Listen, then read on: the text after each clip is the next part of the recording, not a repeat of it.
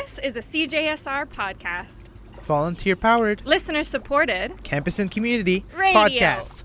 Radio and podcast.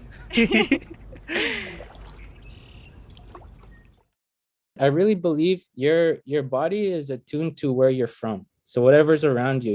I believe like when we go back to our original diets, all those health issues will slowly go away because food's medicine.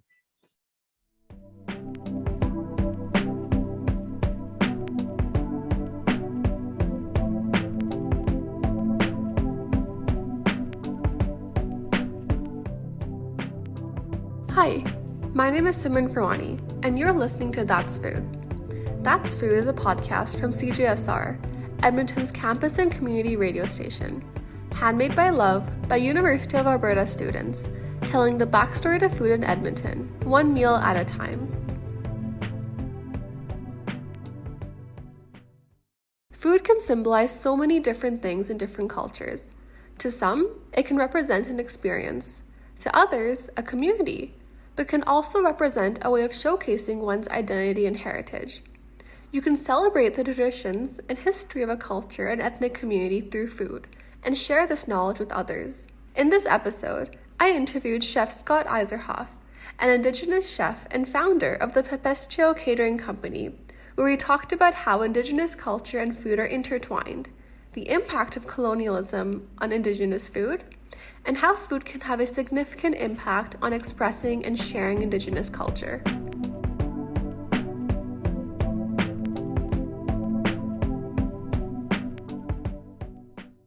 Before we begin, I would like to start with a land acknowledgement. I would like to begin by taking this opportunity to respectfully acknowledge that we are situated on Treaty 6 territory and respect the history, language, and cultures of First Nations, Métis, Inuit, and First Peoples of Canada, whose presence continues to enrich our vibrant community. Today we have Chef Scott Iserhoff. Could you please tell us a bit about yourself and your background? So my name is Scott Iserhoff. I'm from the Attawapskat First Nations, which is located in Northern Ontario, just along the west coast of James Bay. And I've been cooking for over 15 years and started cooking my own food for the past 3.5 and then our business is called Pippis Chill. For those of you who may not know, Chef Scott is the founder of the Pippis Chill catering business. Could you please tell us a little bit more about that as well?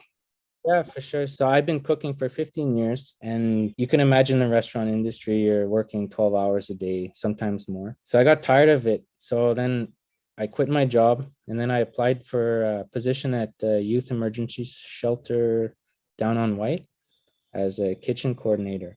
And then I found I had more time to focus on myself because it was a 8 to 4 job. And then I got this opportunity to cook at Shumka to make some bannock and do some like tacos and just like really Indigenous food. But then I wanted to incorporate teaching into the food. So I did really like food ration, like the history of food rations, right? With like flour, lard, and all these processed meats. So I did like fry bread tacos and this really nice spam sandwich. And people are like, this is Indigenous? And I'm like, well, if you know about history, then it was just my way to educate people on the history of food and how political it was. So then that event ended. And then I got a call from U of A to cater a young Indigenous women's circle. So a culture camp for the summer. And I'm like, I'm not a caterer. They're like, oh, we know, but we want you to cater this because there's no Indigenous caterers in the city. And I'm like, okay, I'll do it. So I got some time off. I did that catering. And then they forwarded my name to City of Edmonton. City of Edmonton contacted me. And I did a handful of jobs for them.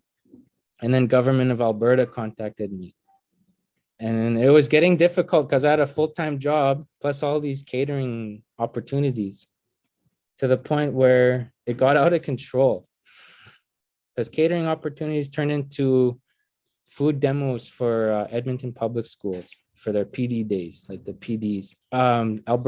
Indigenous Alberta, the Indigenous Tourism of Alberta contacted me to do a dinner with them for a bunch of German tourists. So then we went from a catering company to a food education company to a tourism business, all in a year. And then it just got out. I had to say no to a bunch of caterings because it was wild. It was really amazing to see too. Like, it's not bad to say no because you're like overwhelmed with catering, right?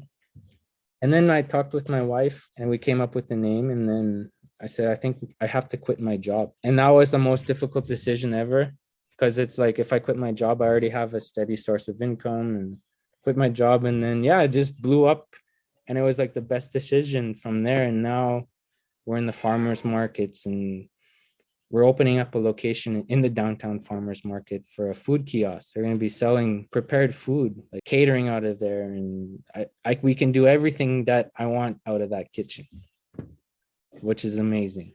What is the significance behind the name? This name Pippis Chill came to my mind just because that's what my grandfather called me when I was a child. And it's a name that my grandfather gave me. And the word is in Cree, and having other people say the Cree word is taking back space, sharing space, and also a way of like other people learning the original language of Canada. Well, one of the many original languages. That's amazing. And you mentioned you've been cooking for a very long time. Who or what were the inspirations behind your culinary passion? Family, and just like when I started cooking, like I'm gonna go how it all started off. So in high school, I would watch David Wolfman. He was the only Indigenous chef that had a platform on television, and he was a chef, and he cooked all types of meat, and he talked about eating off the land and the importance of that, and the importance of going back to our traditional diets. It's a way of healing and just attuning your body to what our original diet was, right? And I just watch him all the time whenever a show would air. And my mom asked me, what do you want to be when you grow up? And she had asked me when I was watching that show. I said, I'll be a chef, you know? I'll be like David Wolfman. Went to college for culinary. I hated culinary, so I dropped out and I studied business and hotel management. But during those years of studying, I was working in the industry, just getting hands-on experience, and something that I learned better just working with my hands and learning through that hands-on experience, like firsthand experience, right? Instead of reading books and doing practicums and like little food demos in school. And yeah, 15 years later, I started the company Pippis Chill. That's amazing. I'm just going to shift gears a little bit to talk a little bit more about Indigenous cooking. What are some traditional Indigenous cooking and food practices? All my knowledge comes from my childhood, because I grew up eating traditional food, and it was just, my view of traditional food was just normal when you're a kid, because you're always eating like smoked goose with like stewed, and then it's stewed in like a nice broth with root vegetables, or a moose stew, or like a moose roast, right? Or rabbit, just like basically eating from the land and going out harvesting blueberries, fishing, picking Labrador tea and like wild mint and all the berries that were harvested during the summertime, right? Raspberries, blueberries, some blackberries, choke cherries. I could go on. I could go on with all the amount of harvesting we did. What is the importance of traditional Indigenous foods in Indigenous culture? It's our original diet. When settlers came here, they really stole our way of life and made it impossible for us to practice like harvesting, hunting, and just our original diets, right? And then with that came all the health issues. I really believe your body is attuned to where you're from. So whatever's around you, like that will be your diet. So back home, it's like moose meat, geese, rabbit, whitefish. Here out in the West, it's like a bison. Bison was the main source of food. And I believe like when we go back to our original diets, all those health issues will slowly go away, because food's medicine. And whatever your body is like it's all in your DNA, right? And once you start eating this food, there's this like that light that goes off in your DNA, like it starts flickering and coming like almost like a fire, where you're going back to our way of life and how we ate. And we're just scratching the surface right now, really. And I know colonialism has had an immense impact on all aspects of Indigenous life and identity. And I can't even begin to imagine how hard it must be to deal with all of the inter and transgenerational trauma that has happened as a result. How can one use food as a way to reclaim Indigenous cultural practices and traditions? It's going back to our original diets and like what our stomachs are used to. Our stomachs aren't used to all this processed, high sodium enriched foods. So like back home on reservations, fresh stuff is expensive as opposed to the canned stuff. Because if you buy canned soup, it's cheaper than actually making a fresh soup. But once we start going back to our original diets, decolonizing what we know, like how we eat, we're going to know how we eat. Because right now, like, I don't think we know how to eat. I think we're so used to just going to the grocery store, getting what's cheap. Like food's pretty expensive, but also harvesting wild meat's expensive. And you got to buy ammunition. You need a gun. You need gas to get out there. You need a vehicle, and it's really complicated. Where can someone learn this knowledge about traditional food practices, or how they can go back to eating the food of the land and wanting to learn more about that? For me, it was really reflecting back on my childhood. Like my earliest memories of food was sitting in a teepee with my mushum and my kuchum and like all my aunties and my mother and my father, and smoking like geese after a hunt, right? Because back home, there was a certain period of time in the spring called the Niska Pisim. So we all take a week off and go out on the land and hunt for an entire week, because there's a migration like a migration system of geese coming back. So that's our time to hunt geese, right? And then, like, yeah, my earliest memories are just of that, of my aunties plucking geese, my kuchum plucking geese and cutting it up and trying to like saving all like the livers and the hearts and utilizing the feathers for blankets, for pillows, sitting around the fire and just seeing these geese smoking and drinking Labrador tea and eating bannock. And also like they would take a goose down and start preparing like a stew with anaquinau, with like dumplings. And just thinking about that just like heals me as a person, but also like through that process, it's reclaiming culture and really going back to how I viewed food as a child, as this normal, whereas I view it like, oh, it's indigenous. Like I want to go back to that, looking at what I used to eat as normal, right? That's a really great way to put it. And all those memories with family, with food together, they must build community and make everything feel just that much more better. I know you also lead cooking classes for the wider community to learn about Indigenous food knowledge and different recipes. What do you hope to achieve by doing this? What I want to achieve is bringing Indigenous food, putting it on a platform and like have like just showcasing what Indigenous food means to me. Everything I teach, I always tell everyone that it's my perspective. What in Indigenous culture, like people just lump us all into one group where they think we're all just the same. Whereas like there's hundreds of groups of Indigenous people, you know, there's many languages, many dialects of Cree, like different, like Ojibwe, you have hundreds of languages. And also with that, you have hundreds of ways of like cooking. Indigenous food is very regional, and that's what I like to talk about. And now we're going to be offering pay what you can classes, and we have starting to offer some free classes and then we're inviting Indigenous chefs to share their perspective on food. Last time we had a Métis chef from Saskatchewan share her Métis culture and her perspective on food through the Métis, like, let's say, perspective.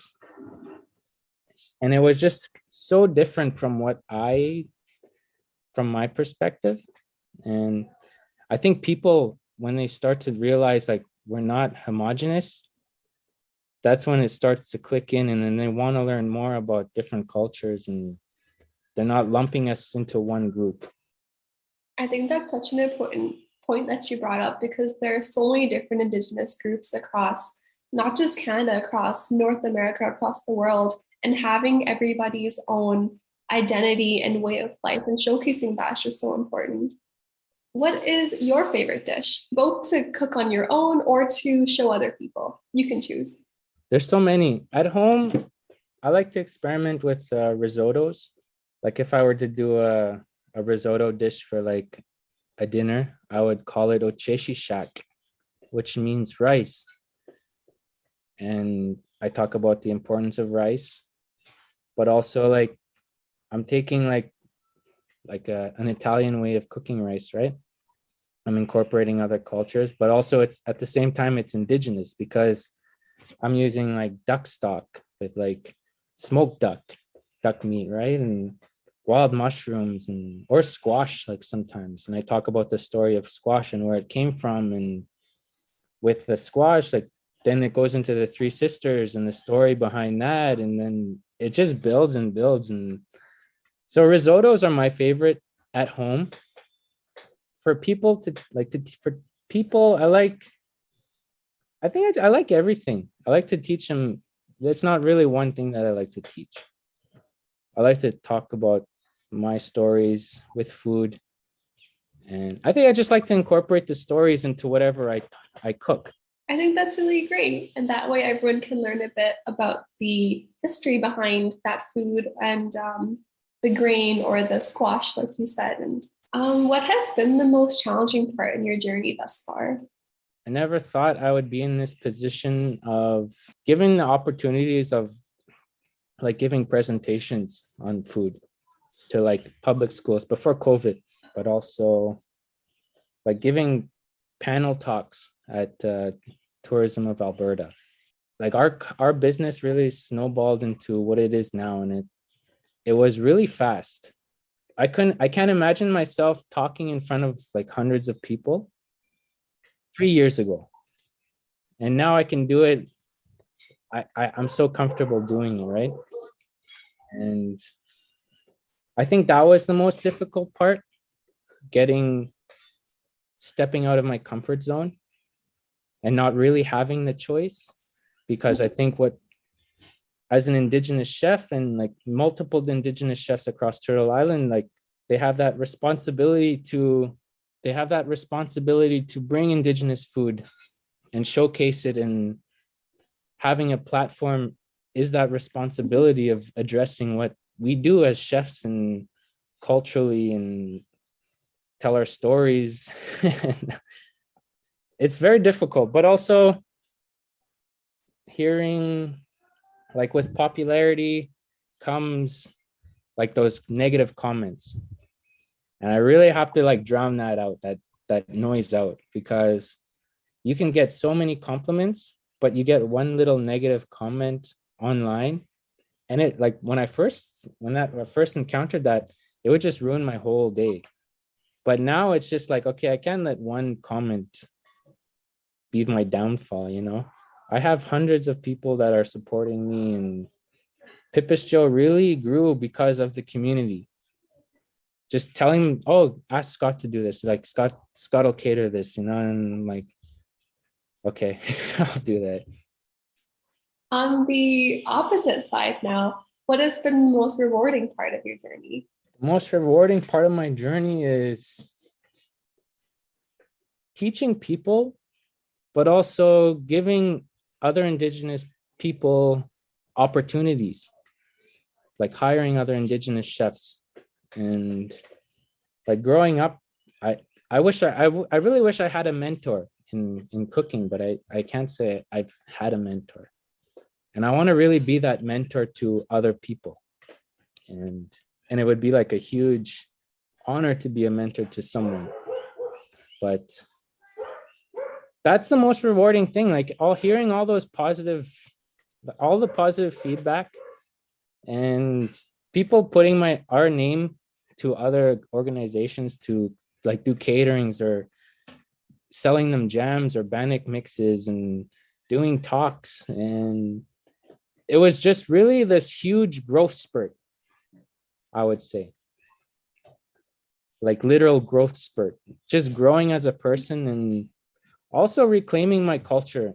Because these 3.5 years, I used to know and understand Cree as a kid, where now I have words coming back to me that I haven't spoken for so long.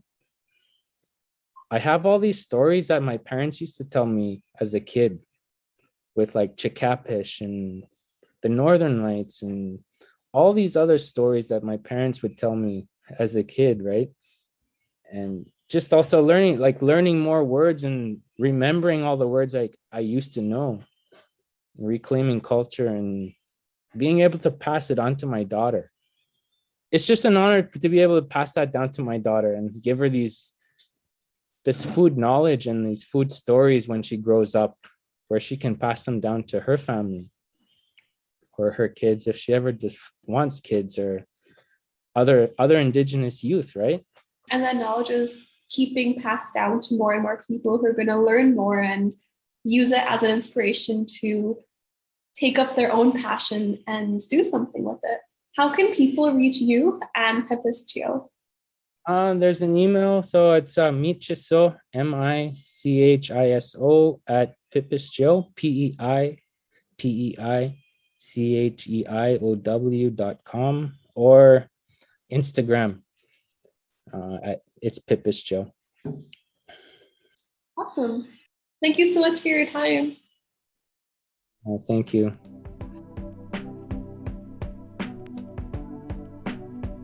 And that's it for this episode.